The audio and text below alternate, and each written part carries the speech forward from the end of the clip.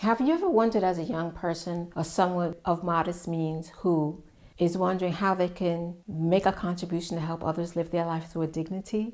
Well, that's something I'm going to address in today's video.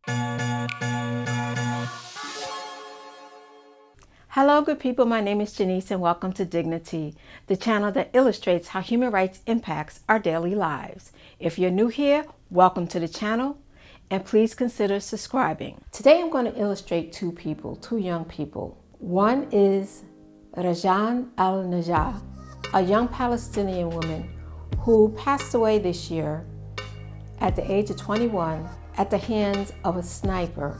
She was a medical assistant, a medic, working in a conflict zone and was the first responder when the recent protests began in Gaza. As a medic, she wore a white coat so that she would be identified as such. In addition, she wore an ID card around her neck. And when she was in a conflict zone and there was fighting going on, she would raise her hands so that she would be identified as someone who was not a threat. She was a strong woman, a strong-willed woman, a courageous woman. She knew that she was not valued in her community, and she wanted to show that women do have value. And by doing so, she became an icon.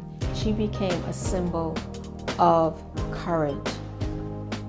The second person that I want to illustrate is Earl McDowell, a young 17-year-old boy in America who suffered from medulloblastoma, which is a very rare brain cancer. He battled that cancer for most of his young life. That didn't stop him from thinking about others by starting a not-for-profit to raise money so that other children with brain cancers could get cancer treatment. He recently lost his life, and although he could have sat around feeling sorry for himself, he chose to face down, death, and think of others. At a time when one is deathly ill with cancer, it is so easy. I know from experience what it's like to think you're gonna die, and I know what it's like to watch somebody die of cancer. It's not a pretty sight and the feelings are ugly. And to put all that angst aside and think about others takes not only strength, but courage and determination. I learned about Rajan on my Facebook human rights page, and I heard about Errol while watching one of Casey Neistat's videos. Both their lives impressed me because they were so young and figured out a way to help others from where they stood. And by doing that, they exemplified Article 1 of the Universal Declaration of Human Rights, which talks about people being treated with dignity and respect. And by doing that for others, they did it for themselves. They also exemplified Article 25 of the Universal Declaration of Human Rights, which goes to an adequate living standard.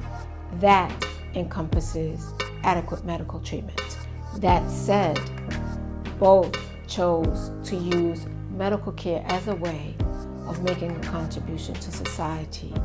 Finally, they exemplify Article 30, which talks about individuals not interfering with the rights of others, and suggests an individual responsibility that we all have to making this world a better place by treating others with dignity and respect. So if you appreciate the stories about these two young people and you'd like to learn more about the Universal Declaration of Human Rights, I invite you to subscribe now and hit the notification icon and on top of that, if there are certain topics under the Universal Declarations of Human Rights that you have questions about or like to learn about, state below in the comments section so that I can provide that for you. In the meantime, be well and remember to live your life with dignity. Bye-bye.